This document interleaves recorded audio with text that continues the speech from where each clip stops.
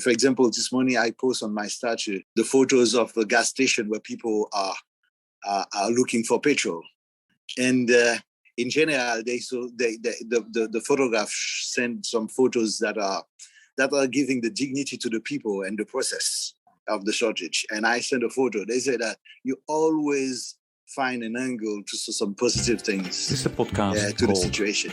Walk, talk, listen. An attempt to connect people and make this world a bit better by sharing opinions and experiences based on the belief that everyone's perspective is true, albeit partial. My name is Maurice Blom, and I would like to welcome you to yet another episode of Walk, Talk, Listen.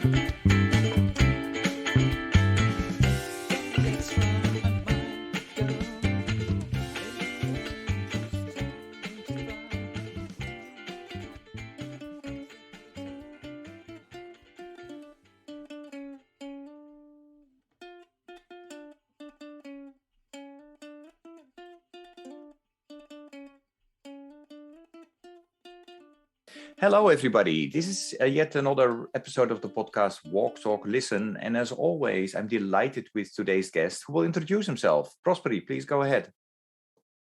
Yes, thank you, Maurice. My name is Prospery Raymond. I'm from Haiti. I'm living in Haiti. Now I am the country director for three organizations, a consortium of three organizations, DKH, LWF, and NCA. They are all European organizations, but working together in Haiti. We have this setup in Haiti just to reduce the cost of leadership and management and to have more resources for our partners and community where we are working. I think it is a very nice experience, and I'm enjoying it. And even though there are some challenges, but we are making sure we have a very good and positive impact on the life of people in Haiti where I'm living. What I could say about myself, I'm Prospery Raymond. I used to, in my career in the NGO sector, in the humanitarian sector, I work for UNICEF, for a local organization called GRAP. After that, Christian Aid. I spent 18 years at Christian Aid, and it was a whole experience. I think it is where I met you, Maurice, when I was heading the Caribbean region for Christian Aid. Absolutely.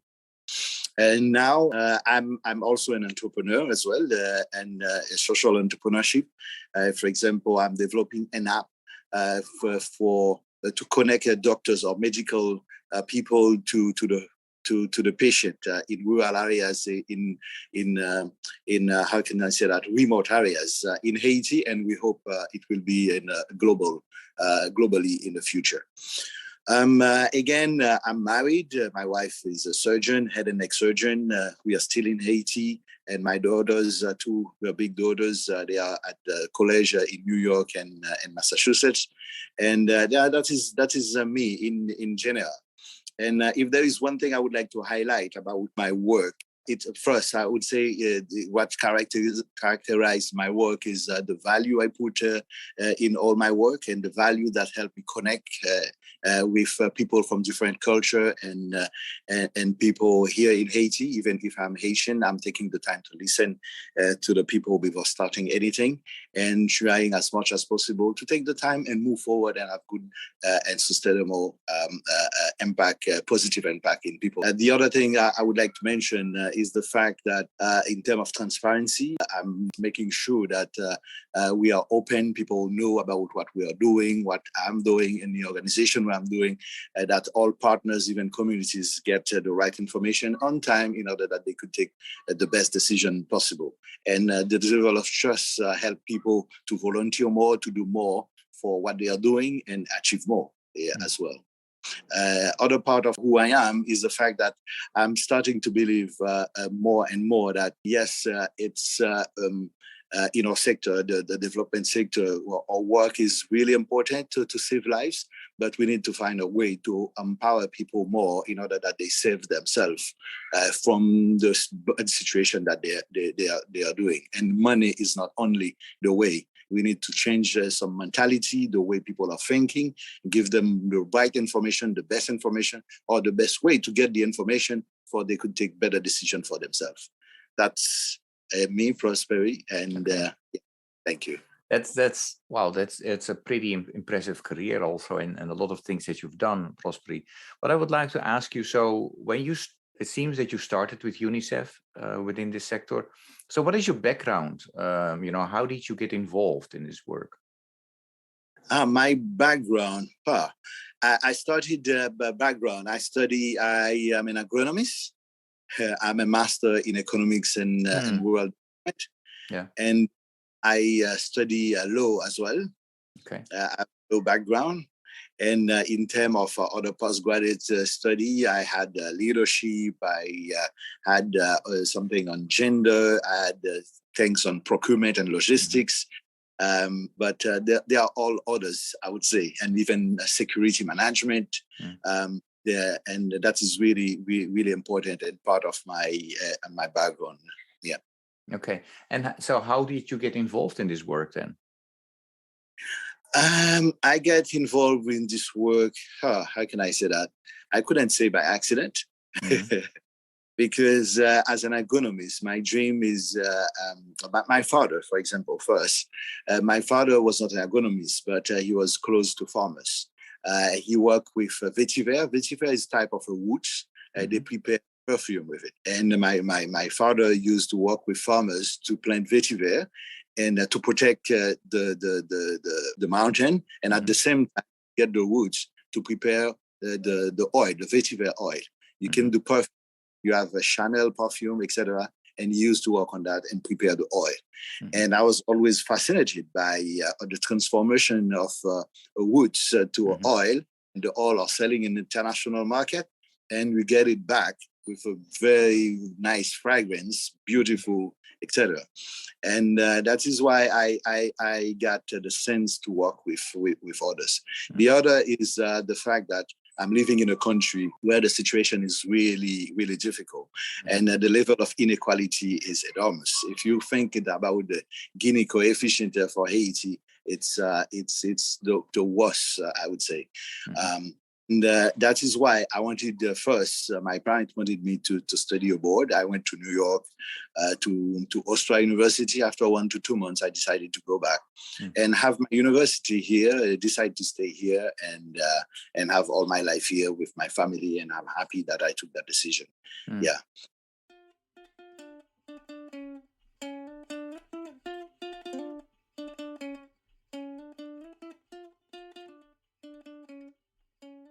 And to be honest, I came back because to work with other Haitians at different level, to work with farmers at the beginning, but all other human rights organization in the future, in order to see how we could bring some changes.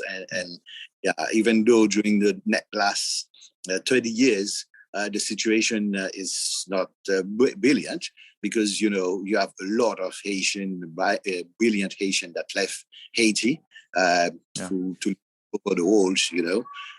For example, in my high school class, more than 50% of my classmates they are living in out of Haiti, and out of Haiti, some are colonel in the U.S. Army. Manager is Accenture, MasterCard, big companies all over the world, and sometimes I can blame them. They because they left, because the situation here is not really interesting, because we didn't manage to have the right people and the leadership position.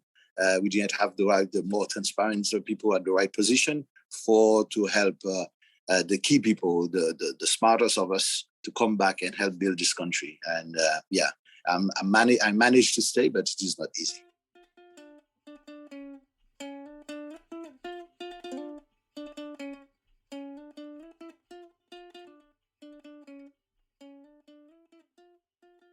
Yeah. So can you explain to the listeners what is happening in Haiti at the moment? I think many of people around the world heard that a couple of years ago, a big earthquake hit the country. It was devastating. More recently, another one although it was, in a less dense area of Haiti. So, yeah, tell about, I've heard you say inequality. So what are some of the big challenges for Haiti from your point of view? Well, what I would say right now, the situation, all the main human rights indicators are almost in red right now. That's what I would say. First, I would say the security first. The security situation is really difficult. Mm-hmm. In most part of the capital are controlled by gangs. And you heard about the kidnapping of the American. They are still in the hand of the gangs. They are really powerful. I think some actors, international actors, thought that Haiti, you need to negotiate and work with those gangs, etc. But they realized that now they lost control of the structure, and it is difficult. The other thing is the fact that most of the middle class of the country are leaving the country. Their kids are leaving the country, going to the Dominican Republic, to the US, and elsewhere. You saw the migrant crisis. You see the peak of the iceberg right now. Mm-hmm. More than 100,000 people, because the people, the Haitians that are at the border of the US, they are not poor Haitians. They are teachers, they are nurses, they are engineers. They are doctors. They are well-qualified people leaving the country, and their dream is to go to the US because I don't know if you know the level of the diaspora is contributing, for example, a lot about running the country. It's not international aid. The international aid is less than $1 billion to say $500 million. In fact, But the remittance is $3.2 billion a year. That is why people are thinking about this El Dorado, to leave the country and go elsewhere to find a better life. Because the politics in Haiti, the support, all the people that are supporting the leaders in Haiti, they are supporting the wrong leaders. They are supporting the corrupt leaders. They are supporting the leaders that would say yes to all their needs. But the true Haitian with the Haitian values, principle, not corrupt, are put aside, and as soon as one could emerge, something will happen and he may be short. What I would say, yes, all indicators are in head. Education, because of all the lockdown, most of the children are not going to school. For example, right now we are in a crisis, it's kind of a lockdown, a petrol crisis, because the gang block the area to distribute the petrol. Hospitals are closing because they don't have petrol. Businesses are working half a day. For example, the bank decide to work 3 days a week because they don't have enough petrol to run their operation. Right now, it is really chaotic. I don't know. I don't feel proud to mention that, but that is the reality. It is in my throat. It is closing my throat. It is keeping me, didn't help me breathe properly, but yes, it is. What needs to happen to improve the situation, Prospery? I think to improve situation right now, yes, at first, Haitians need to talk to each other because there are some good proposals on the table. It will take a bit more time. That's to implement. Second, because the international community and the core group are pushing for a quick resolution of the situation. I don't think it is wise. They managed to do so, push the agenda, but they get the Moscow up to accept their agenda, and you see how the country is going. They know who are the Moscow up. They know. Because it is obvious. We have a small bank system. You could know about the transaction, what people are doing, And the other thing, what Haiti needs, more stability, a true friendship from the international actors, from the benefits of this country. The country needs not a false promise, but will and promise that the international community could keep. Because the cooperation, for example, with they are biased. In some sectors, it is working very well. For example, with the US, the cooperation on health is very well. But in governance, I don't think it is the best cooperation that we could have. For example, even within the same government, the same international actors, you can have different results. Some are really positive; the others are not helping really. The other thing, what we need more stability in the country. We need security, better security. We need some help to fight the gangs. Because it is the gangs and criminality that is going up. Who are behind the gangs then? And why is the army or the law enforcement of Haiti not able to do something against that? The thing is, I would say who are they? They are powerful families, Haitian families, even international, not Haitian families that are behind the gangs. I heard on the radio that one of the gangs that's kidnapping their connection in the US, the Dominican Republic, and also in Haiti. It is only last month the US managed to arrest 3 Americans that are selling guns to Haiti. But it is happening for the last 10 years. I heard that the level we have around 12 million Haitian, but you have around 3 million armed circulating in the country. And for example, what personally I don't understand is the fact that some of the guns that they are using in the slum district of Port-au-Prince, they are $2,000 to $3,000 equipment. The bullet is $2 to $3 American a bullet, and they are shooting 1,000 to 2,000 a day. Where this money came from? That is the question that we are asking ourselves.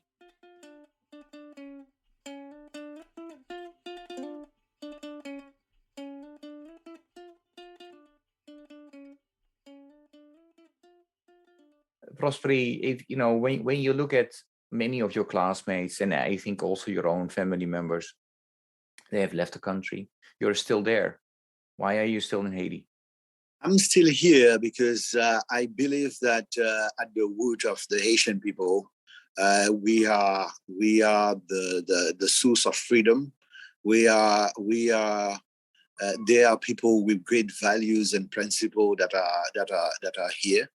We are very genuine and beautiful people inside and outside.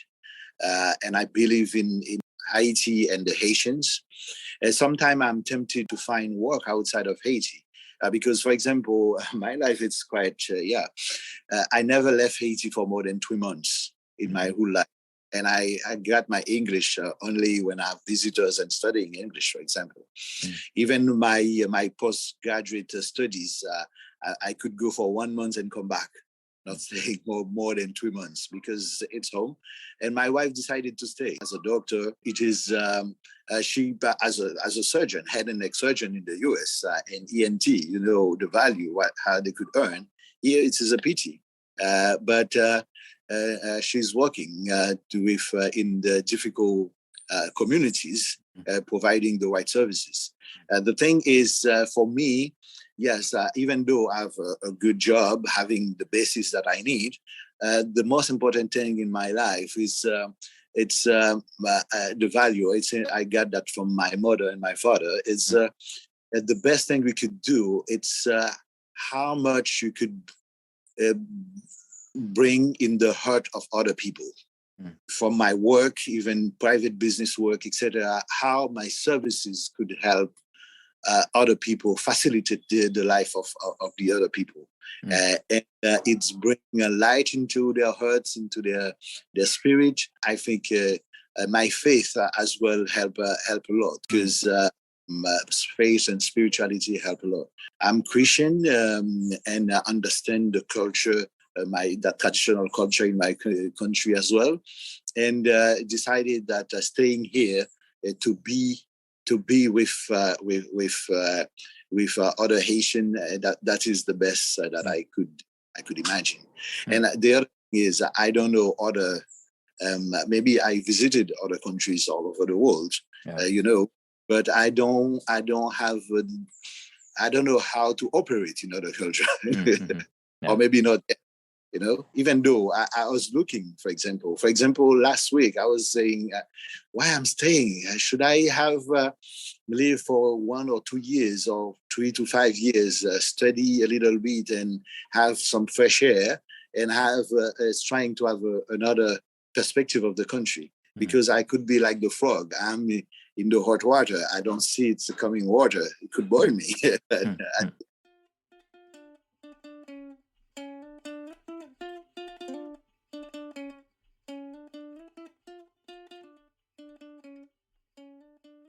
Maybe the thing that could make me probably leave for a time, which is my daughters. They are in the US right now. One of the signs is for Christmas. They said, Papi, we are not coming back. We are staying. I say, why? And, they were ashamed to find the right words to tell me. But at the end, the security situation, the kidnapping, because last week, one of their violin teacher, they play music like my wife, etc. Their violin teacher get kidnapped for 70 days. And it was a shock, traumatized. Even at a distance, they could feel it. They have their boyfriend, the boyfriend of their best friends that are still in Haiti, get kidnapped. And, they are really hurried. I think for this generation, you have, for example, her class, they came back for summer. They went to different schools. They have around 100 friends, etc. To have one party, only 2 were in Haiti, over 100. That is fine for me. And they said for Christmas, most of their friends won't be there. They will be with us, of course, but please, we don't want to come back. And just for the listeners, Prospery, is that, so how often does it happen? And so how do you maneuver, within Haiti or Port-au-Prince, or do you stay at home? Stay at home. I managed to go out and meet a few friends, but I'm not doing it as I should. But I know it is risky each time I'm going out. For example, this morning after this interview, I'm going to the bank, but I'm thinking about which way I will go, how I need to be, the speed that I will need to close my door and get into the bank, etc. I'm thinking about all this. I need to call someone at the bank saying that I'm coming. If they could open for me prior to, it's not easy. I think we had this interview at a time where I'm a bit down, to be honest. About what is going on.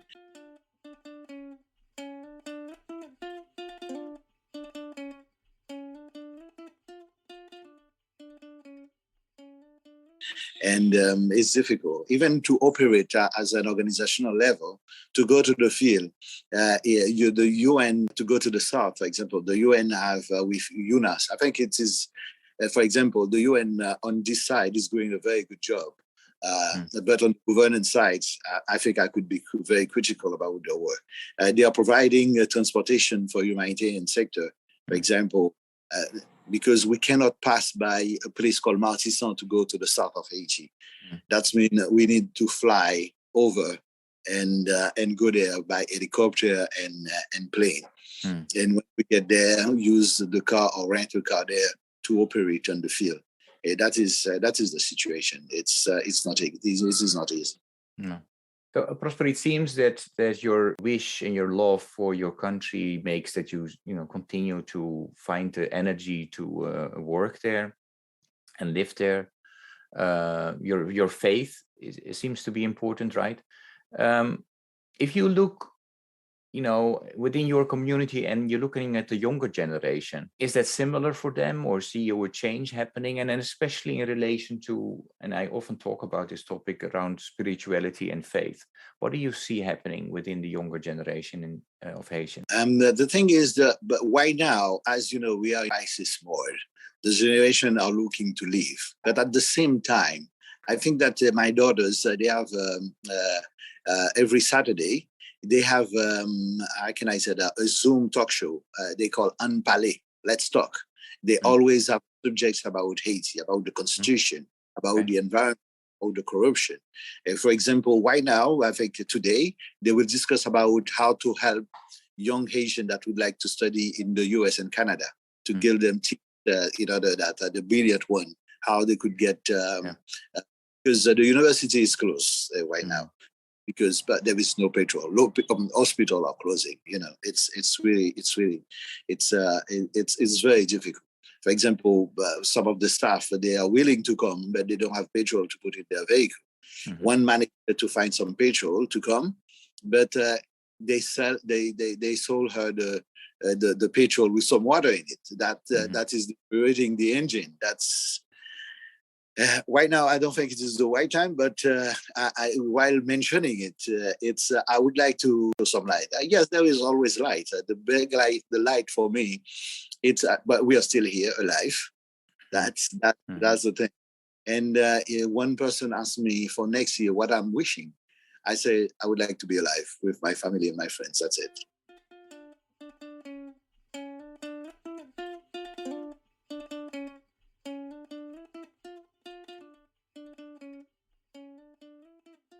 When you talk about light, where do you still see light? What are you still hopeful about? I'm still hopeful that bit by bit we could support people that are really in it.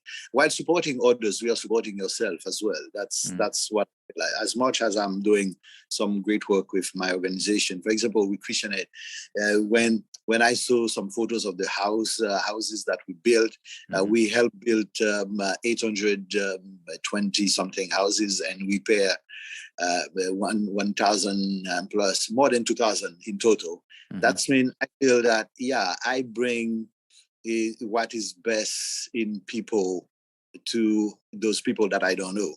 And personally, here I'm living in Haiti. As I said, I'm a decent salary, but I'm still living with my in-law house. I didn't manage to buy my own house because the other thing, price of things in Haiti are really expensive. That's great. Yeah, the thing is, what I wanted to say is I still have hope. The saying, I don't know how to say that in English, la partie saine. There is still in Haiti a huge part of the population that is still transparent. There are good values. It's how, without harming the others, yet have a circle of virtue instead of circle of violence. Personally, we can't find it. I'm in the different think tank group. One of the solutions to get rid of the gangs, that they need to be killed, etc.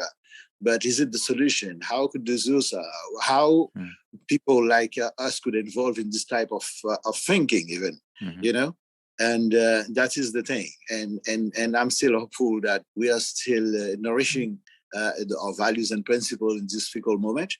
Sometimes it is a very difficult decision to stay alive, still be a person of character in this country.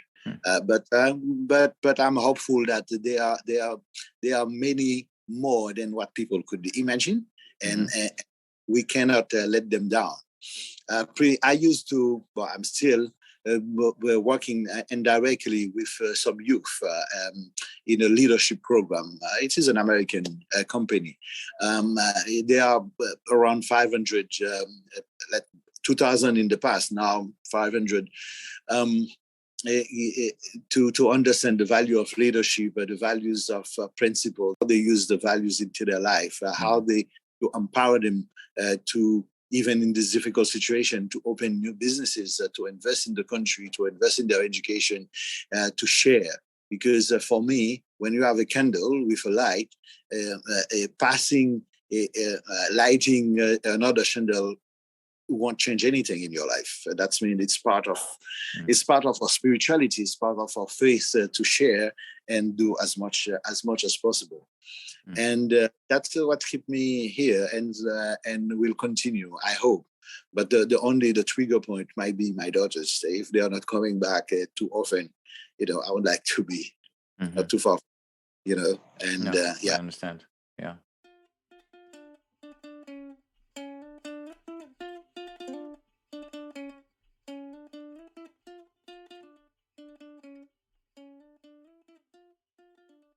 Prospery, when I go through difficult situations, music is a go-to, and music is very important for me. Also, when I'm happy, to listen to music. So I ask all my guests a question around music. So I would like to do the same for you, and that is, if I ask you to come up with a piece of music or a title of a song that best embodies who Prospery Raymond is, for a big piece, what song or piece of music would you mention? I'm laughing.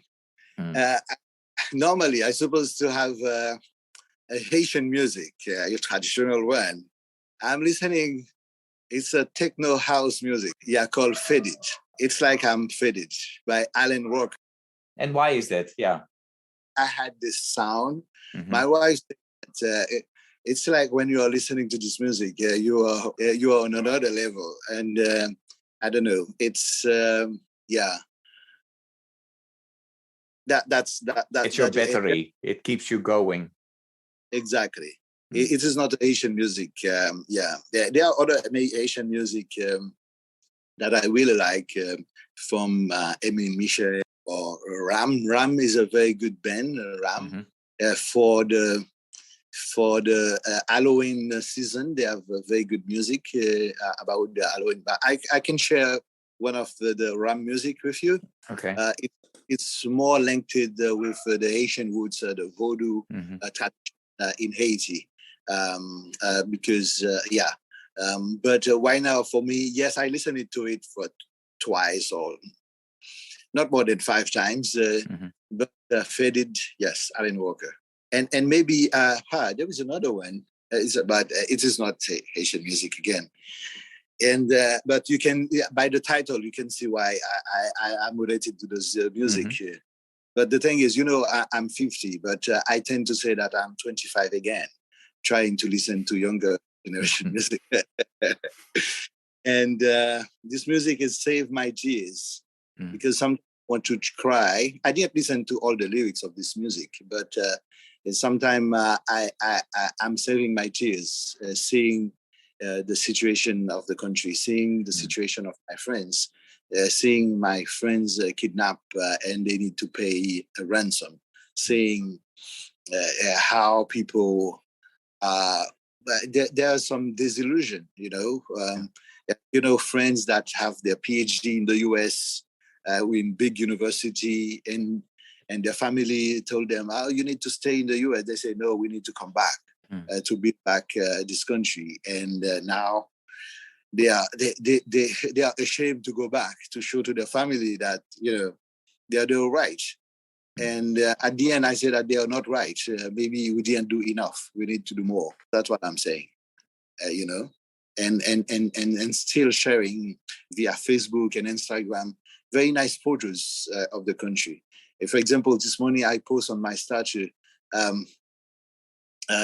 the photos of a gas station where people are looking for petrol, and in general, the photographs send some photos that are giving the dignity to the people and the process of the shortage. And I sent a photo. They say that you always find an angle to some positive things to the situation.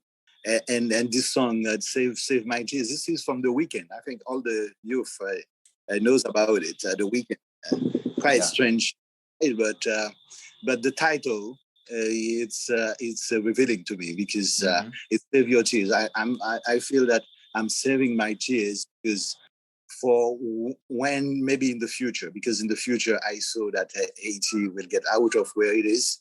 I could see the example of Rwanda that went from very difficult situation and get back. And I still have hope that one day we will laugh about this difficult moment and cry. I would save my tears when everything will be better.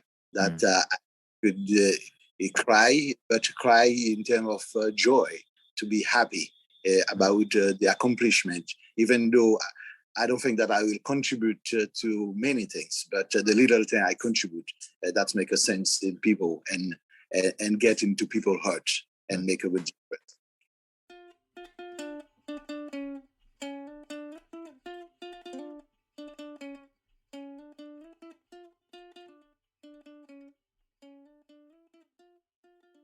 What are you still able to do, you and your staff, colleagues, under these very difficult circumstances? Yes, we managed to do a lot of things. I think DKH managed to give a lot of shelter kits to the population in the south. And in the other area, you're doing a lot of good work. In the LWF NCA, we managed to provide water to the population after the earthquake. It is really interesting. We continue to do so. We continue to help farmers get a better way to manage their farm and protect the environment. It is a change type of project, a practical adaptation project. We manage to help people connect in the countryside, talk to each other, learn with each other, and grow together as well. I think all this type of work we are doing so. The other thing is we have a project.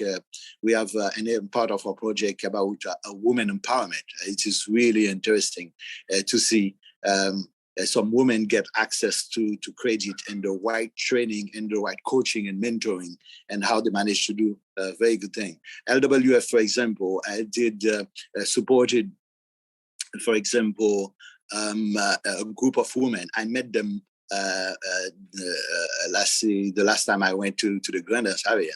There is one testimony I really like to share, that because the women were bragging about, very proud. At this time in 2011, she received a loan of 1,000 good.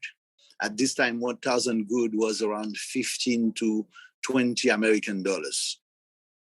With this, she managed to do business, to make the money to how can I say that, to manage the money, buying things, selling things, etc. In 5 to 6 years, 2016, 5 years.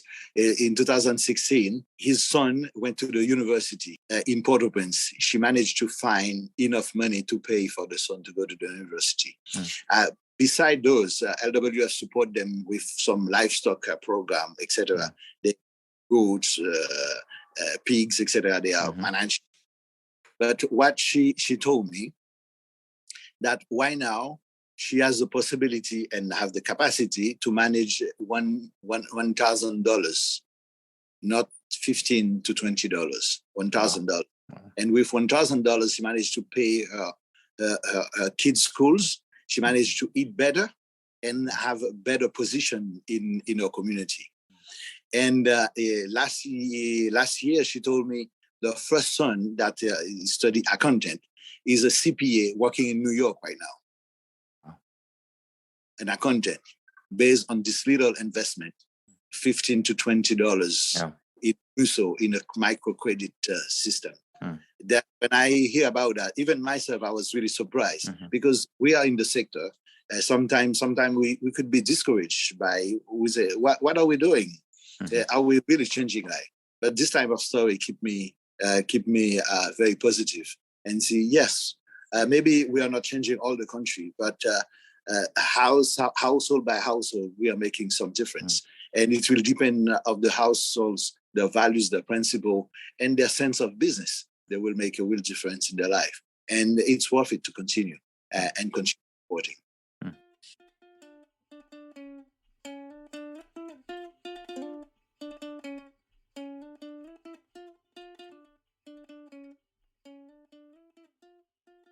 Oh, I during this podcast, I often try to talk also about the Sustainable Development Goals, Prospery. And, for a lot of us, often this becomes abstract.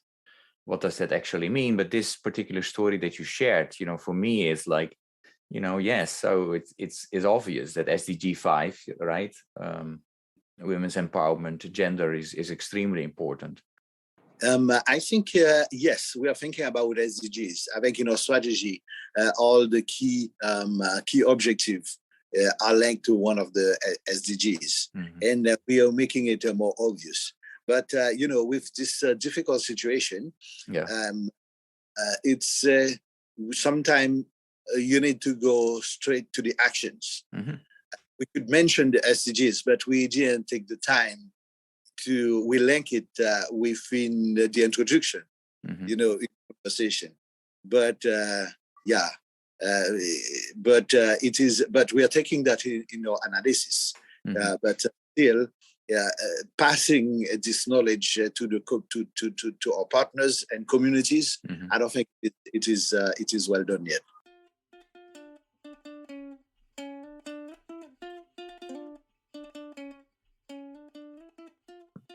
Well, actually, my organization exists 75 years.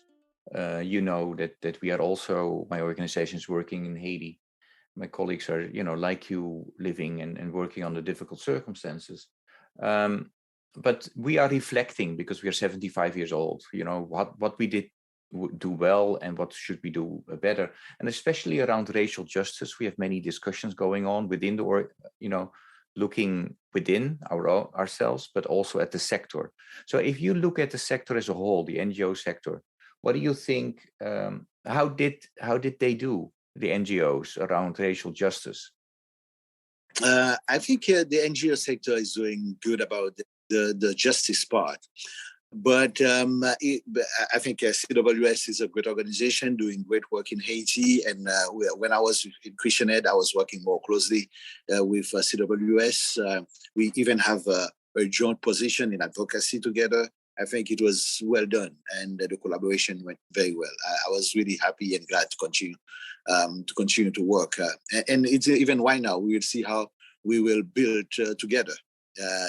Sharing the models, etc. In terms of justice, I think, yes, it is really important to think about justice.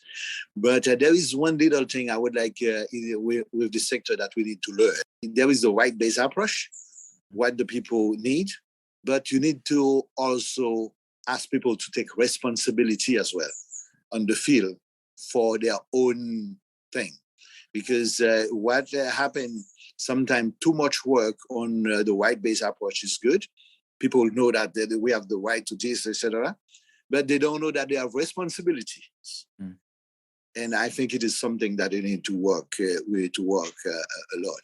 When we work too much in terms of the rights, people are depending. They are asking, but they don't see what they could do for themselves. And that is what, for example, with DK, WF, and NCA, we are doing a lot. In terms of, we have a project called SCLR, a survival community-led response. Instead of waiting for external people to come to help you, what you could do to help yourself, give you the capacity to do so. I think in terms of justice, really good, but people need to have justice within their community as well. It's need to be done at the ground. And as external actors, we need to see what you have done in terms of justice, principle and characters that you are cherish and nourish within your community. And the resources is to help you expand it and to systematize it, not to come with new values and new things. That's what I wanted to say.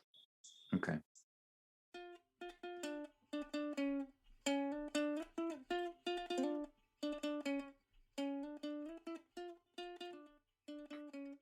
Yeah, this always goes fast. So I have come to my last question, and that is, do you have any message, invitation, or question for the listeners? For listeners, first, I would like to say that the work that we are doing in this sector, it's really important. I don't know that we are succeeding all the time. We do have our failures, but I think that we need to learn from our failures and continue, because the work, we are too much focused on the resources, on the money that they are giving. But it's not only about money. It's about the connection. It's about values and principles, as I mentioned many of times. It's about learning, capacity building. It's about seeing things in different angles, different lights. It's created the right connection for human to live. Connection create wealth, according to me. And it is good to continue with that connection. And if they could contribute as little as possible, that is still good. Even myself, I'm contributing a lot in my country in terms of money, but other type of contribution. For example, I'm a blood donor. I gave 87 times in my life. But I realized that only me is not good. I introduced my daughters, for example. They are giving every 3 to 4 months.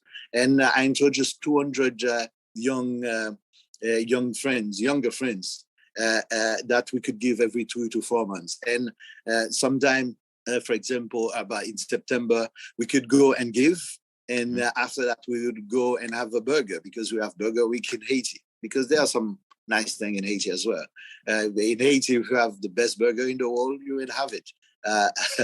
Yeah, burger, different type of burger. It's strange, but it is true.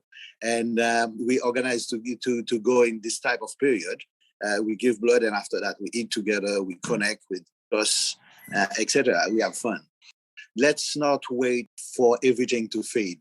Let's not be discouraged about the news. Sometimes the news is bad. It could be worse, to be honest, sometimes, about the way that they are presenting it. It's really difficult. But the thing is, I still have hope. The light is fading, but it will dim soon. We don't know how, we don't know when, but it will. That's the only thing that and I think the Haiti example in the future, and I hope to see that, will bring some light not only to Haiti, but to the world. Because we did so with a fight for freedom, for independence, we'll do so for a fight for a better life on earth, And I always say that Haiti will be a better place when the world will be fairer. That's maybe it's in another conversation. I will explain more. Thank you. Thanks a lot. Thanks a lot, Prospery. It's always a pleasure to talk with you. Yes, for me, the situation might be difficult, but after talking with you, I still see hope. It's great to see that despite challenges, you always see also are able to bring a positive spin to the situation as well, and I'm sure the listeners will agree with me. So thanks a lot, and I wish you all the best, and the same for, how do you pronounce it? Haiti. Great. Thanks a lot. Thank you very much.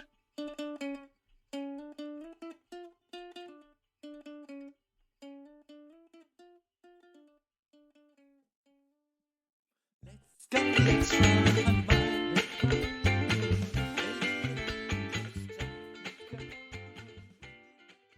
Thank you for listening to Walk, Talk, Listen. Please check us out on 100mile.org or follow us on Facebook or Instagram. I just finished the 10th 100-mile walk, and I really encourage you to check out our website 100mile.org to see how you can still contribute to this campaign.